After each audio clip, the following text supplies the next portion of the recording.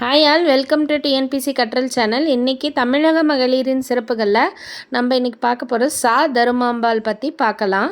இவங்க பிறப்பு எப்போன்னா 1890 கருத்தட்டாங்குடி தஞ்சாவூரில் பிறந்தாங்க. சென்னையில் இவங்க சித்த மருத்துவராக பணியாற்றி சித்த வைத்தியசாலை நடத்தி வந்தாங்க. 1940 இலவு வாரம் சொல்லி ஒரு போராட்டம் நடத்தினாங்க. அந்த போராட்டம் எதுக்காக அப்படின்னா, தமிழ் ஆசிரியர்களுக்கெல்லாம் நல்ல சம்பளம் அப்போ கிடைக்கல. அந்த நல்ல சம்பளம் வழங்குறதுக்காக தான் இந்த இலவு வார போராட்டம் தர்மாம்பாள் அவர்கள் தலைமையிலே நடத்தப்பட்டது.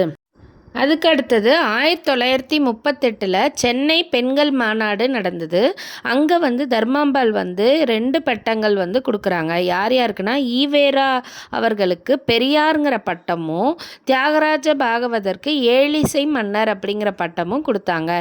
இந்த மாநாடு யாரோட தலைமையில் நடைபெற்றதுன்னா, நீலாம்பிகை அம்மையாரோட தலைமையில் நடைபெற்றது.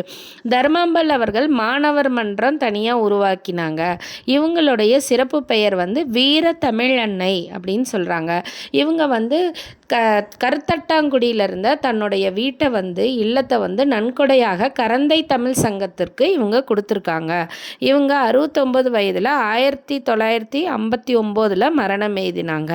Thank you all. உங்களுக்கு இந்த வீடியோ பிடிச்சிருந்தா லைக் அண்ட் சப்ஸ்கிரைப் பண்ணிக்கோங்க.